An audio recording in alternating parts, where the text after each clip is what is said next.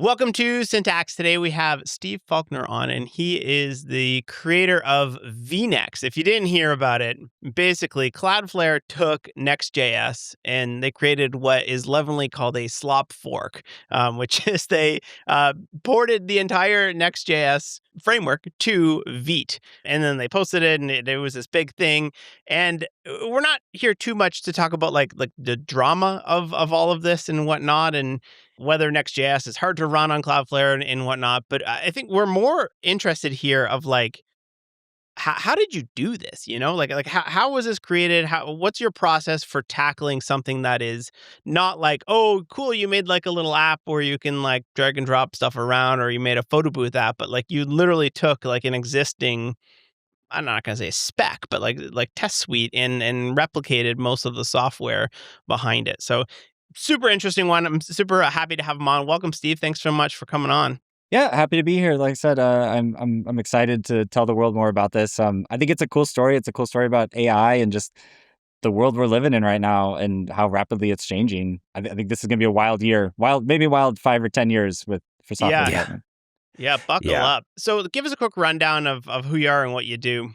My name is Steve Faulkner. I am the director of engineering here for Workers, so pretty much own kind of the whole Workers org at Cloudflare. It includes other things like our agents product, containers, some of the stuff around Wrangler, CLI. So I didn't list all the teams. Apologies to who I missed, but it's roughly like 80 people. I've been here for a couple of years, and yeah, that's my role. I'm not writing code every day. That's not what I do. I've seen a lot of people said a lot of stuff about what I did and about the blog, and I think the only real correction that I want to make is a lot of people have been calling me a 100x engineer or something like that. I would use the title 100x engineering manager. Is how I would. I think that would be the correct term.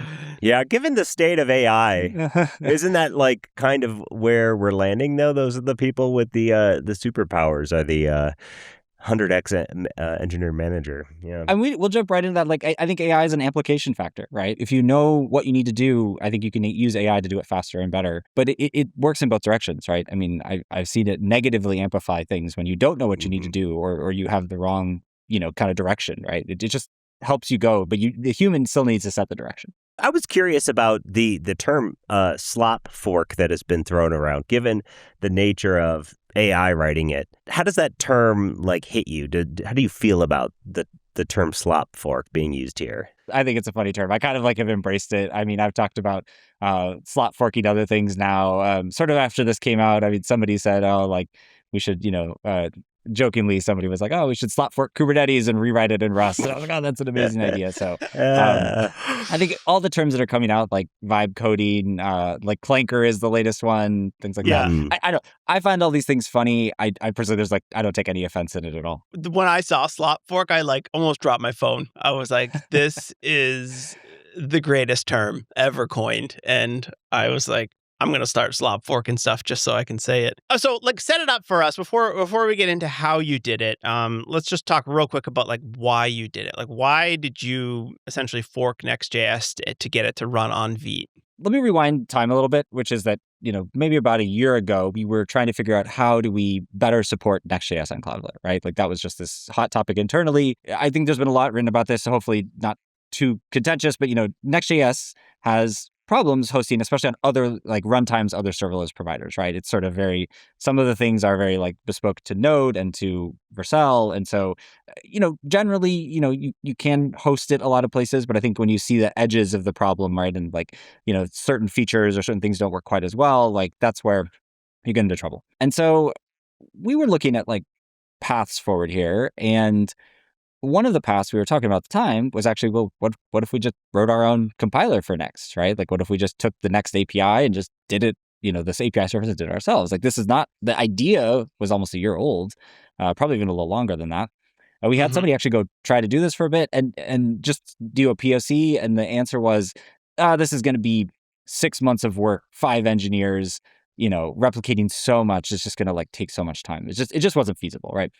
And so at that time, we really doubled down on OpenNext, which we still are very involved in the OpenNext project and still moving on to OpenNext. I keep telling people, like, if you want battle-tested production code that's not 3 weeks old, like, please use OpenNext. That's great, right? Yeah. So that's kind of like where the idea probably started. And then funny enough, we tried very briefly again. We had an intern who actually tried this because he thought it was a cool idea. And so I said, oh, just do pages router and let's just see if we can get it working. Very talented intern, and let's throw this at him. Couldn't get that done either. Right. So we tried twice. And then I think everything really just changed when, like everybody else, December, January, suddenly these models just hit this next level. And Yeah. I was doing a lot of manager stuff with these models, right? Like, again, my job here is not to write code, right? So I'm using these models to like summarize meeting notes and to track Jira tickets and to pull in summaries from channels. And, at Cloudflare, we have a lot of like internal MCPs now that we're using. And so I was kind of using AI for manager brain. And I was also using a little bit of code here and there. And I was like, you know what? These are really good now. I was like, I wonder if we could just do this with AI. Like Ralph Wiggum was kind of a thing. I did a couple of Ralph Wiggum style projects. I was like, Next.js has this great test suite. What if I just throw it at that problem, right? And that's what I did. I think I started on a Friday. It was like a Friday afternoon, Friday evening. Did a plan, spent a couple hours on that. That was the start of just going back and forth with Opus and just saying like, hey, here's how I think this should work. Here's the things I think we should cover. And I think I woke up the next morning and like was clicking around in the app router demo, like the app router playground. And I was like, whoa, like this kind of works, right? Like it wasn't working perfectly, but enough that you're like, there's something. Wow. And so like let's talk about that planning stage as well. Like that's, if someone were to tell me, all right, take Next.js and implement it in Vite. Like, what is your process for tackling that? Do you say like, oh, take the tests, or do you ask it? How would you approach it? And like, how much time do you spend building up this plan? And how much of that is that you actually understand how software engineering works? I definitely, I think I was uniquely suited to this because I've just my background with, Next.js. And so understanding the problem and we use Vite, by the way, we have our own Cloudflare plugin for Vite. And so we use Vite other places for other frameworks. And so I understood the shape of like what needed to happen. Right. Mm-hmm.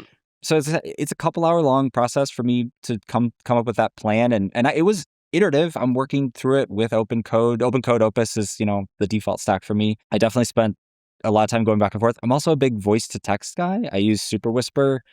I don't think that there's like some magic, really good prompting I did here. This is me just sort of like brain dumping at the computer using my voice for, 10 minutes. It comes back and interprets what I said, kind of fills in the blanks. And then me saying, don't do that, right? Don't do that. Like those kinds of things, right? Like at some point, they even suggested, I think, sort of like ripping out React or something like that. And I was like, no, I don't want to do that. It's like out of scope for this project, right? So when you're doing this type of planning work, are you creating just a bunch of markdown files? Are there any processes or skills that you're finding work best for you in this? All markdown files. I think this is the best tool we have at the moment. I'll be honest, I think it's kind of a local maximum. Like my guess is that in 2-3 years, you're not going to be writing a bunch of markdown files to a repo. Like I think LLMs seem to be very good at it today, but I think as they sort of we learn new techniques, I think we'll figure out something that's a little more like LLM native, right? Mm-hmm. Just seems strange to me that this is like the best we've got, right? But right now it actually works pretty well. We had like a plan markdown file, and then I had one to write specifically around testing too. So probably one of the parts I spent the most time on was like guiding it on which tests to pull in from Next. The Next test suite is huge. I mean, it's 8,000 something tests. And a lot of it is testing either like what Next itself emits or testing things that maybe were just like not day one features I wanted.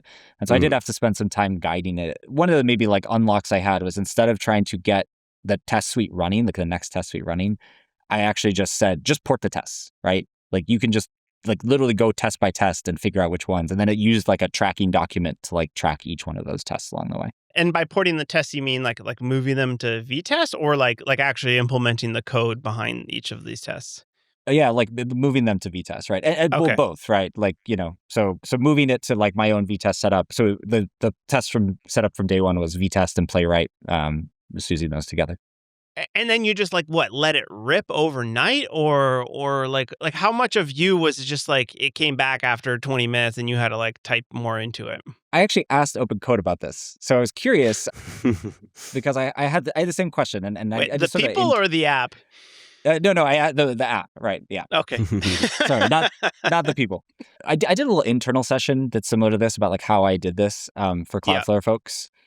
And one of the things I did to prepare for that is I actually told OpenCode to go look at all its session data for the last week and to analyze it and figure out what I did when. And it had some really interesting things. So it said my peak token usage was at 3 a.m., which I am not awake at 3 a.m., right? So I definitely did a lot of like setting it up with a lot of tasks to do overnight.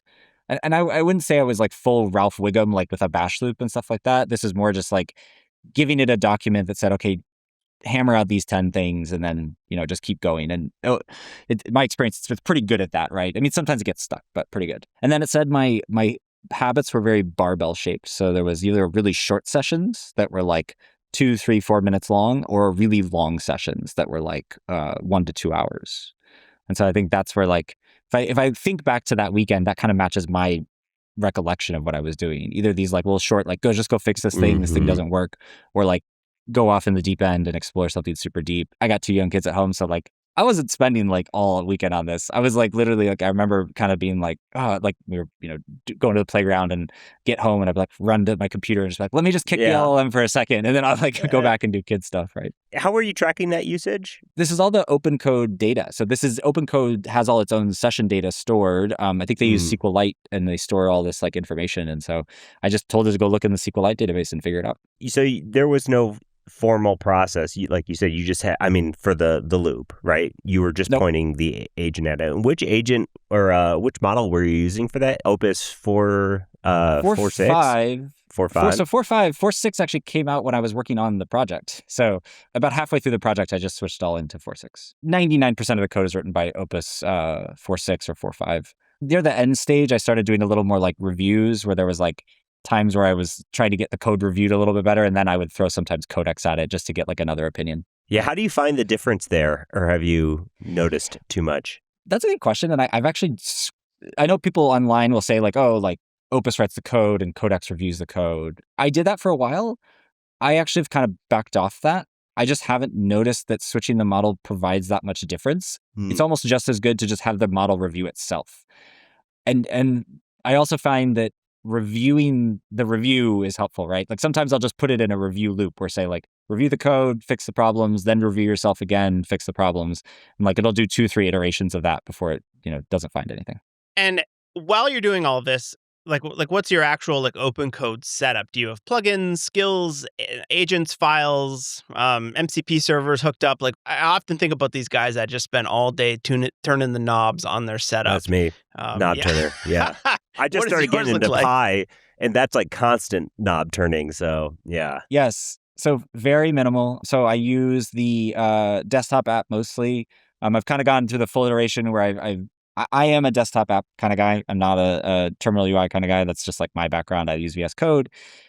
I kind of got deep into the terminal UI for a while because it was just nice and good. And then the desktop app got better. And so I switched back to the desktop app. So almost all of this was desktop app. As far as MCP servers and, special skills and stuff like that, nope. Don't really use any of that. We have, I said, our internal MCPs, but I didn't really use for that. I had those turned off. No special agents. We do now have a specific vinext sort of like agent that we use for some of our reviews on the repo. So we have found that getting an agent with like a bunch of context is helpful. The agent's MD file for this repo was generated by the agent itself when we started. And, I along the way, I would tell it, hey, please go update agent's MD, make sure it's got everything it needs. I will add, there's 2 MCP servers that I have had a little bit of luck with better results than just like not using them. And that is Context 7. I think it's by the Upstash folks. That really has a bunch of stuff indexed around open source libraries and things like that. And then also the EXA, so EXA, EXA search. Yep. I have found that provides just a sort of general better search experience for the LLM. So I pretty much have both of those when I'm working on this project. I have those on now by default. It's not like this massive bump, but I would say, my total vibe take is 20% better just being able to Yeah. have those two. And while the LLM is testing this stuff, that's all just like V-test stuff, or at any point did it start opening up the browser and clicking links and doing things like Yeah, that? definitely. So I could talk about that. I talked about this in the blog post, but coincidentally, Agent Browser by Vercel, which is sort of a wrapper around Playwright, but it's like a nice CLI tool that lets you do everything. Agent Yeah. Browser, very good. I used that a lot. So at one point, I think I installed that skill. I should mention that. I don't really have a lot of skills either, but the Agent Browser skill is very good. Agent Browser itself, very good. And I would say, here's the production, app router playground. Here's something I'm trying to do. Here is the next app router playground, something I'm trying to go do. And I would just give it instructions to go replicate and figure out what's going on. Definitely did a lot of debugging with that. And I was honestly a little blown away by some of these things. Like I remember one time I said, the scroll is janky, right? Which is like, Yeah. is the LLM going to figure that out? And it did. It was like, oh, I see it now, right? And then, like it was sending that out. I was a little blown away. I was like, oh, okay. Along the lines of Agent Browser and Opus, I have an issue with Opus specifically, always like just totally failing with screenshots from Agent Browser and it coming in with like this screenshot is too large for Opus, and then I have to start a completely new session because it pollutes and kills that session. This has happened to me a couple of times. Okay, I was going to say, I'm like, is this something that is only happening to me? But seeing as you use these same tools, I figured that was worth, like, if I have a long-running process and I have Agent Browser, it can kill that process and, like, ruin a long-running thing for me. Yeah, just huge bummer. I've definitely hit this myself. And it really corrupts, at least in OpenCode for me, the whole session. And so I have to, like, start over. And I will say that these sessions sometimes get really valuable. There's been times where I will stop and say, wow, what I'm doing here is actually like, I really want to save this. And I will say to it, like, save like a compaction to a markdown file of this session so that I can kind of come back to it later. Because certainly like I've built up in the context like enough interesting stuff that I'm like, wow, there's like good things going on here. Yeah, and how closely are you monitoring that context? Are you sending things to sub-agents or anything like that? Or is it just... Not really. I definitely had, I'm not going to say it's perfect. I mean, I had some days where, you hit context compaction and then you're like, oh no, it's going to just like, it's going to start off on a weird foot. And that happens. Yeah. I would say this is where I've noticed OpenCode seems to have improved a lot in the last few weeks, even where I used to have more problems around this. And then now, even just like in the last week, I don't really have much problems around context compaction where it just sort of does it right. And whatever internal prompts they're using for this seem to be pretty good. Another thing I'll forget that I forgot to mention is I started this file with the LLM called discoveries.md at some point. And it may have even suggested this to me. I don't even know if it's like my idea.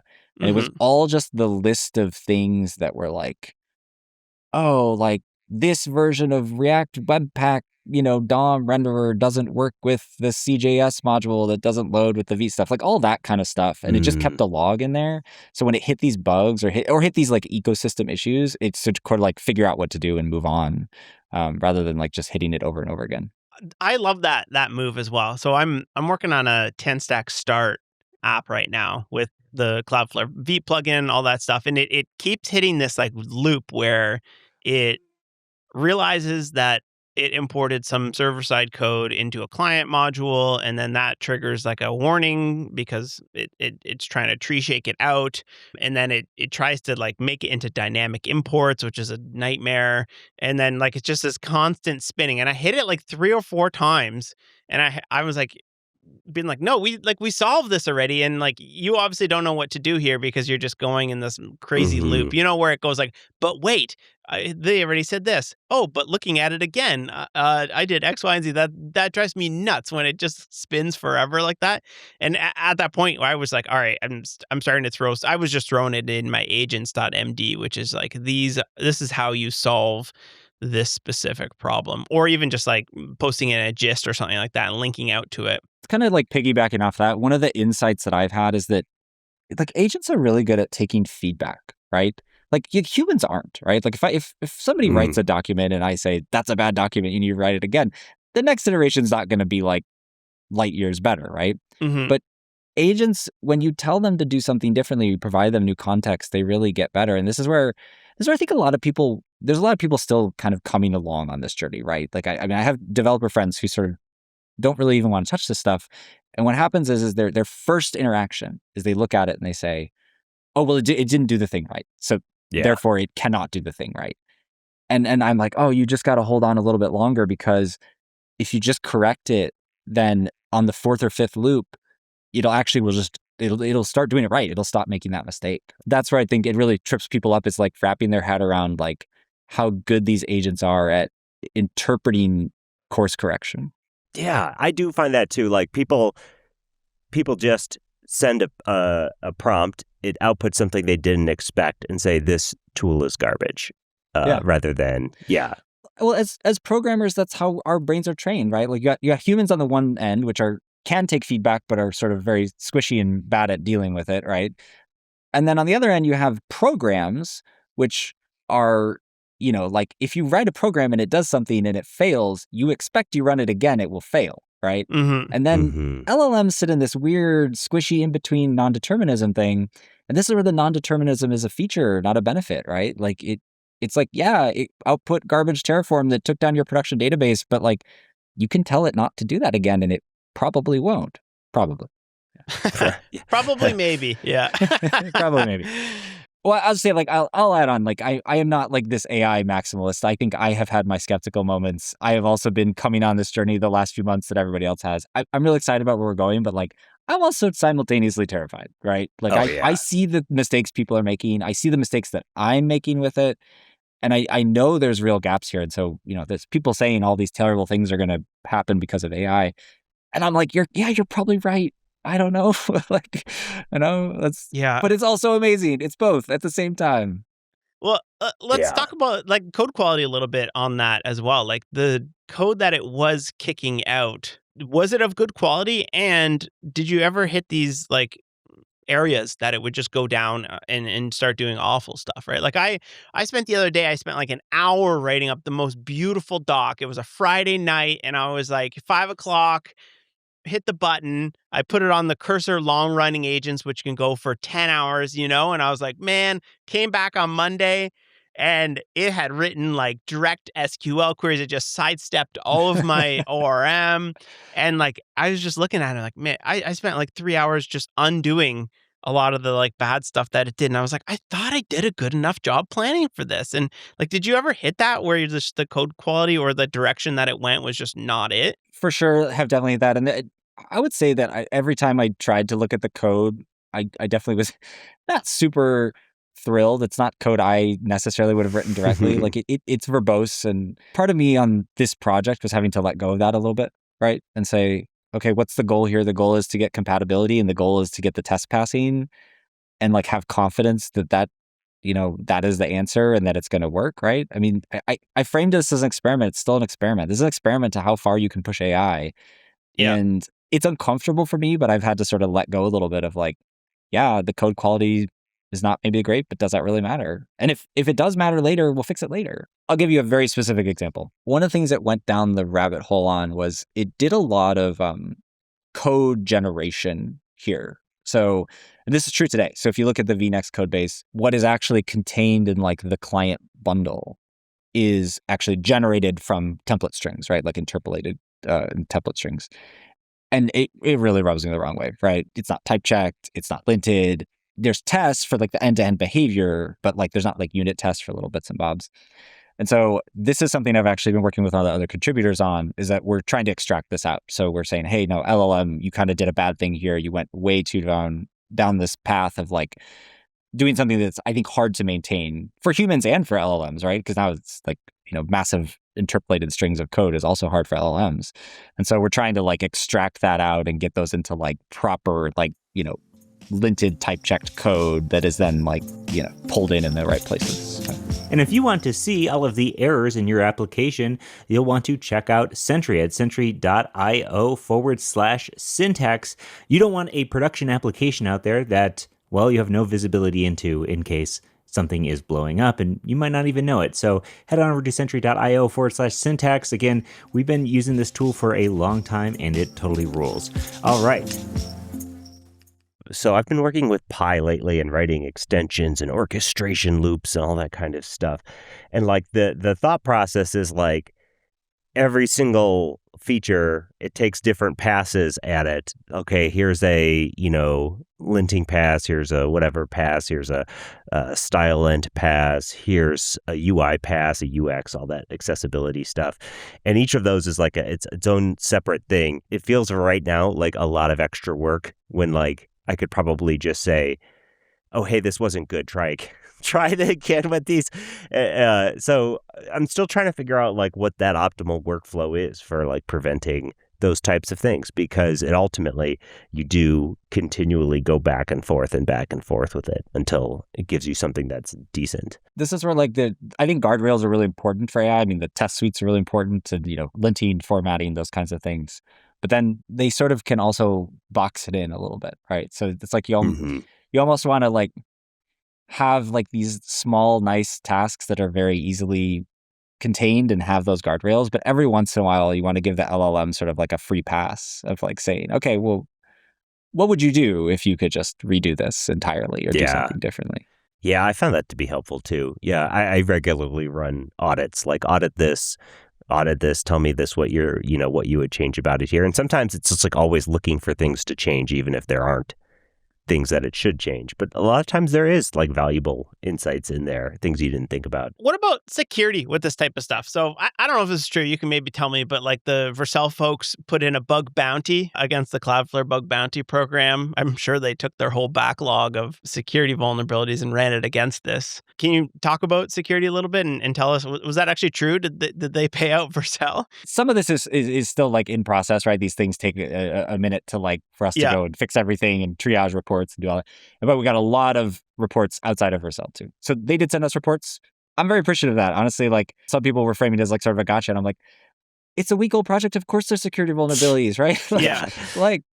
This is great. I please send us more. I want to know what's a problem so I Feed can them fix into this. the LLM. Yeah. And shovel it right in. AI, this whole story is about AI and more AI. So we have AI triaging security vulnerabilities. We have AI finding its own security vulnerabilities. I can't share too much about this yet, but we're going to have a blog post about this where we actually did build our own AI agent and harness to find some security vulnerabilities in this project, because we saw what was coming in and we were saying, well, we could probably just find these ourselves because these are clearly AI written, so we should do this ourselves.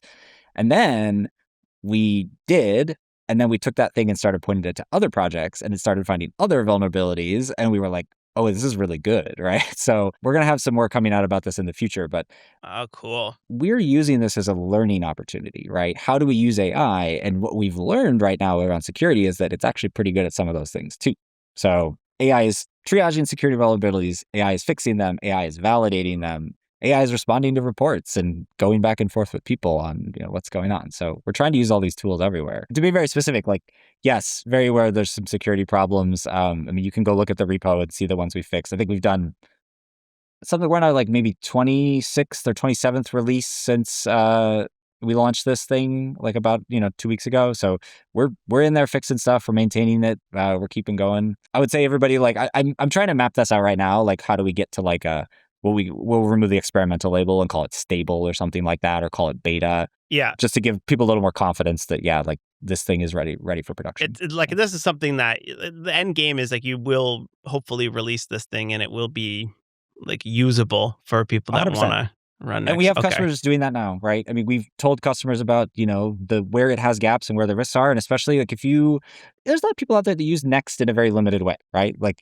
they're the sort of make a static site with Next and maybe they've got a few random API endpoints, or they do maybe one page is, dynamically generated, but the rest of their site is all static. And so we have people that have sort of that, I say more like kind of like narrow feature set of Next, and they're having a pretty good time with this so far. Do you think that makes sense to literally port the whole, obviously it does. This is a dumb question to ask you, but does it make sense to port the framework versus just like telling it to move the website to like another framework? That is a great question. And I think I said something about this in the blog post. I've said those exact words to customers. I said, if you like Next and you want to use Next, then this is a good option. If you don't like Next, if that's your problem, then you can spend $10 in tokens and be on a different framework, right? And we've seen customers do that. I mean, there's so many options out there. Astro, TanStack, Solid, right? Mm-hmm. Like, if you want to be on another framework, like the cost of switching is so low thanks to AI, especially if you've got any kind of good end-to-end test suite. So I have said this to people, and like I said, I didn't do this because like I love Next.js and I wanted to, like, that's not why I did this. I did this because I was like interested in AI. And I've definitely said to people, if you don't want to use Next.js, spend the tokens, go try another framework. Totally. I mean, I've been trying to move off of a fairly large project off of Express for a long time, and I've just never been like, Express is one of those things where it doesn't bug me enough to want to move off of it, you know? And then finally I let this thing rip for like an hour or whatever, and it was totally moved over to Hano, and I was like, man, that is amazing. The portability. I think Scott, we should probably do an entire show on that. It's just like migrating is the barrier to entry of migrating is so low right now. Totally. Yeah. I do wonder how that's going to, I mean, I talked about this in the post too, but how it's going to change the incentives around like what we do and how we write software and where abstractions matter and where they don't. I don't claim to know the answer. I just know that the line is probably going to change. Yeah, it's all very fascinating. And who knows, like, with the way that frameworks are changing, CJ and I over here have been like talking quite a bit about like frameworks. And right now, you know, frameworks are designed to be authored by us, but like what types of changes would we make in like a next generation of frameworks that were designed specifically to be authored by AI? Like what types of optimizations would be needed there for a framework to perform for the AI to be able to write framework code better? It's just like an interesting thought experiment. We don't have anything to show for it, but we're both hacking on some stuff, just seeing if we could make anything interesting.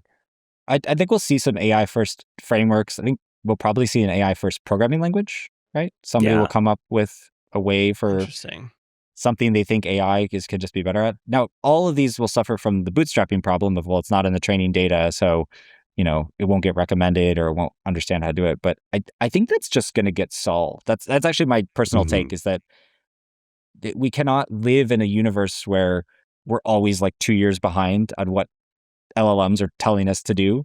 And so I think there will be some part of the technology or the training or the post-training or something that will get solved here. Like somebody will come up with some technique to say like, we're going to inject in, you know, all the relevant data for this new language because it's super critical that AI uses it. What would a AI programming language look like? What do you think? And I talked about guardrails, right? So probably something that's typed, something, honestly, if I look at the programming languages now, you know, like Rust is verbose, but has like all of these guardrails. Famously, Rust, people will say, well, if it compiles, it probably runs, right? It probably works. So Rust kind of seems close to what you want, but almost like you want something that's verbose and simple, which is more like Go, right? Like Go is sort of designed to be, you know, well, there's only one way to do thing or a couple ways to do things. And so, I don't know. So, something that has sort of more the guardrails of Rust, but then like the simplicity of Go. I guess that's what I would say. It's like my guess. And do you think we would have like a rigid syntax similar to how those languages are? Or do you think it would be more free-flowing English? I'm guessing rigid because I think it needs like those guardrails, right? Like a limited syntax set. I say all this too as I'm a TypeScript guy. Like that's my background. I was a front-end dev historically before I kept getting put in charge of infrastructure teams. And so I like writing TypeScript. And so if TypeScript, you know, doesn't make it in the AI world, I'll be a little sad about it. That's good. Actually, that was one more question I had about your OpenCode setup. Did you have the TypeScript LSP hooked up in OpenCode? I think it's on by default, or was it just grep and strings? No, it's on by default now. And so I think it just was working and in the background. I don't know if it made much of a difference at all. I will say that it gets caught up on the LSP sometimes where the LSP is out of date. I don't know if you ever see this in OpenCode. We'll say like, oh, there's an LSP error. And then it will catch itself. It'll say, well, I know that the type check passed, so the LSP is just not caught up or something, right? Like in the background. And I noticed it gets caught up on and hiccup on that sometimes. I don't have any data that says the LSP stuff is helpful, but I don't have any data for me that says it's not helpful, right? Like if it was running and I got the project done, so maybe. Yeah. I'm curious to see when the like the TypeScript Go stuff becomes a bit more mainstream, where they can type check your entire project in like 20 milliseconds. I'm curious to see if that will help it at all. We do use that here. So we use TypeScript Go, Oxlint, Ox format. Yeah, like we use all three of those. So I definitely and then Vitest. I prioritized like all the latest and greatest speedy tools because I knew that would be important, right? Like you want that like feedback loop, right? Yeah. So. Yeah, I agree. If it's like a 3-second TSX compile every single time it does something to check that there's no errors, it really slows you down. Yeah, I do feel like Oxlint and Ox4, those types of tools are, I think, once they hit more people, I think people are going to be really impressed with how great they are. I mean, that's all from Void Zero from the Vite team. I mean, they are cooking over there, right? They are. Vite 8, which uses roll down instead of roll up, is not the default yet. It's still Vite 7. So for vinext, it uses Vite 7 by default, and you can opt into Vite 8. I believe they're going to have something, kind of beta soon-ish. I don't want to commit to any timelines because they haven't told me, but, as soon as that's ready to even be in like a kind of public beta, we're going to swap the default because it improves build times by like another 2x or something. It's pretty Holy drastic. Smokes, yeah. Crazy, Man, yeah. The Vite folks are cooking lately. They definitely are. It feels like the Cloudflare folks are cooking too. And also, I've noticed a lot of Vercel folks are even being scooped up by Cloudflare. I know Vercel often has the reputation for having like really good DX, and Cloudflare has always had the reputation of being like great tools. Is Cloudflare taking that DX part of it more seriously now? Is that the message? 100%. So when I joined Cloudflare, that was a big part of like what the goal was, right? And so how do we get the right people in that can sort of like have this good taste for DX, and how can we just let them go? And it's a big company. It takes time. I often, people ask, what's your job at Cloudflare? And I use the analogy of like, I'm not responsible for fighting fires. I decide where fire stations get built, right? At my level, right? Like that's the kind of timeline horizon I'm on. So for me to understand if I'm being successful is, I have to look back 2 years to see like, well, did I make a right decision there that resulted in, a team being formed that created the right conditions for this to get better? I do think that is where things are headed at Cloudflare. We've invested a ton in hiring the right people, and we've given we have a whole new design engineering team that's responsible for our dashboard, and they are just burning through pages trying to like make them better. So we got work to do, but I think it's way better than it was a couple of years ago. So I hope other people think that's true. Every time I load up Cloudflare, something looks a little bit better here and there. So I think it's noticeable already. And that effort, I think, will continue to, pay dividends for y'all. Because that was, I think a rub with Cloudflare before was navigating it even. And we have a bunch of projects that I can't share necessarily in the works, but we got a bunch of stuff in the pipe that I think is going to make this even better. I think we're tackling it from like sort of multiple layers. We have people that are like, go fix the dashboard today, make it good, make it faster, make it better, right? And so we have people focused on that.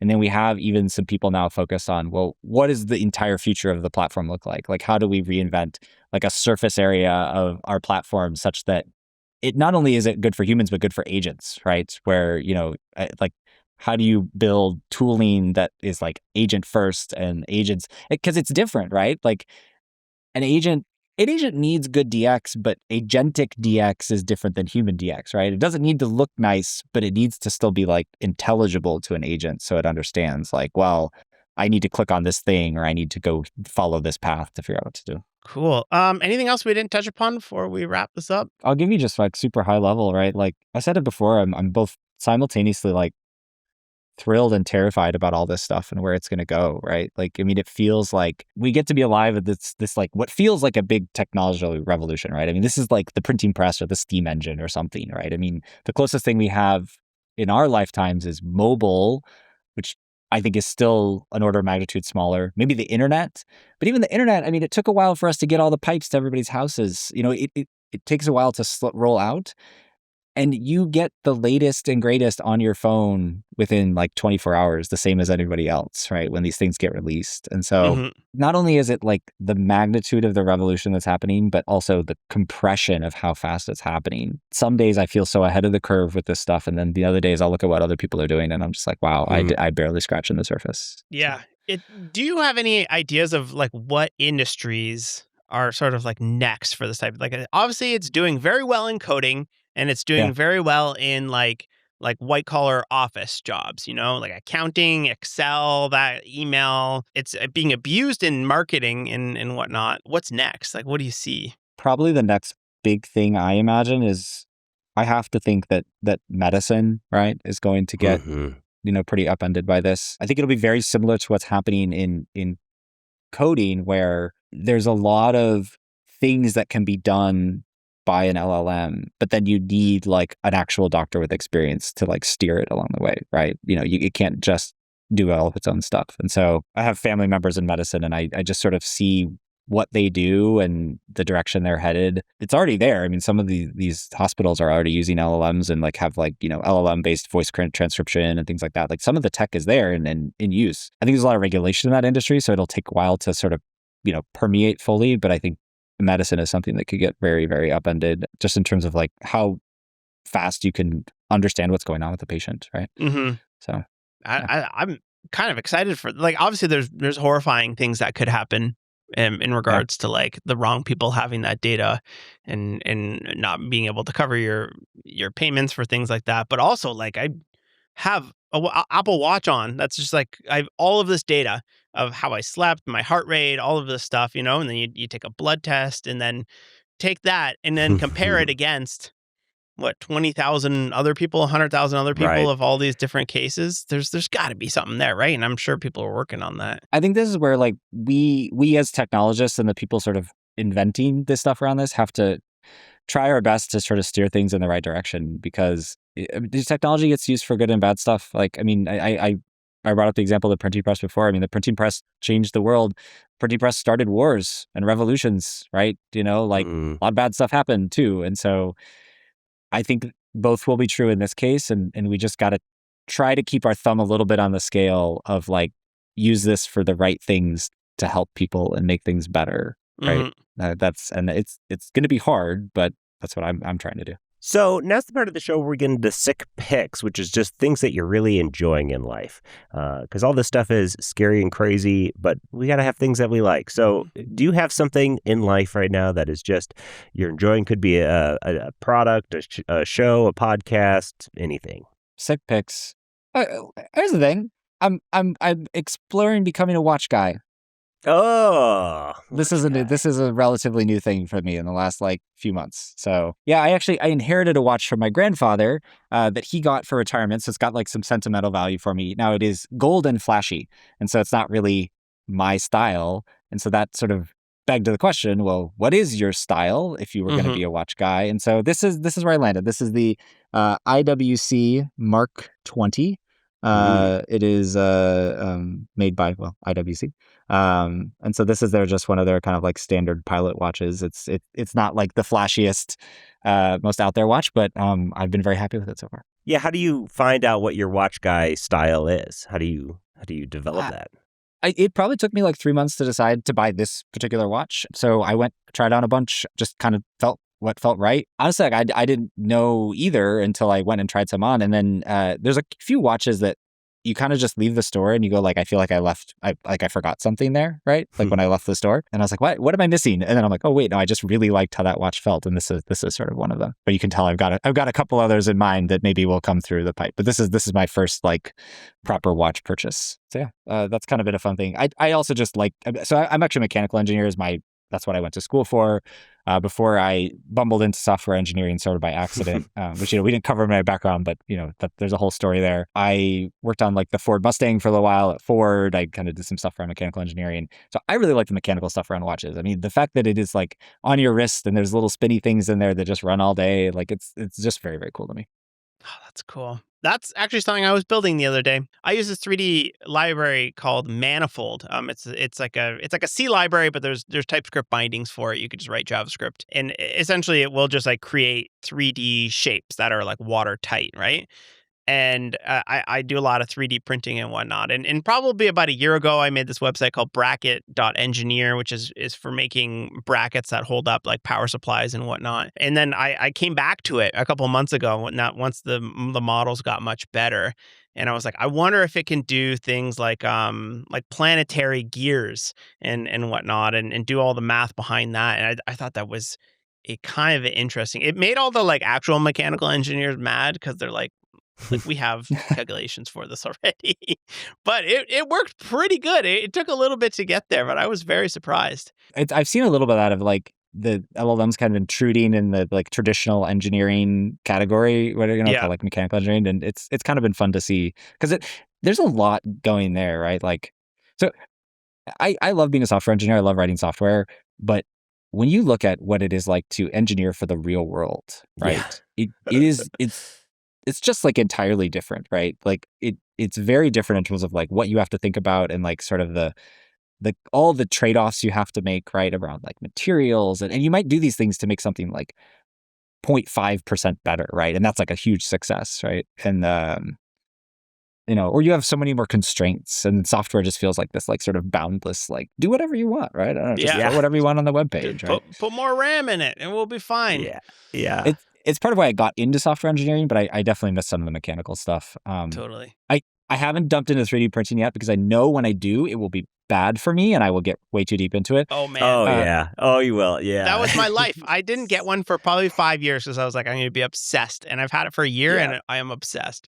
We're going to be moving next year. We have like this like lofty condo thing now. We're going to move into a big proper house, and I will have space for something like that where I can have like my dedicated, like, here's the 3D printer off, in the corner workshop.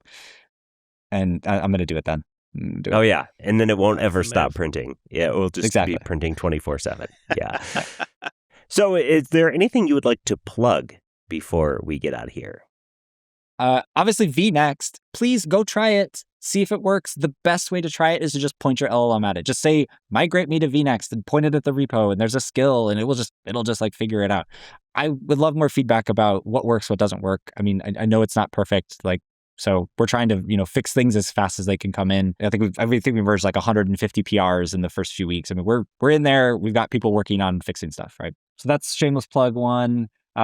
Shameless plug 2 is Cloudflare. I work at Cloudflare. I don't know. Maybe I haven't mentioned that enough. You should go use Cloudflare and Cloudflare Workers, and it's great. And there's so many other things beyond just like host your website you can do on Cloudflare. We're really building out like an entire developer platform. It is like the cloud of the future, and it's going to be amazing. And you should come play with all this stuff. Sick. Big Awesome. Cloudflare fan here. Hold on, I got a Cloudflare blanket behind me. Nice. So, nice. Big Cloudflare fan. Cool. I appreciate all your time. Thanks so much for coming on, and we'll have to catch up another time. Yeah, of course. I really enjoyed it, so I hope it turns out really good. All right. Peace.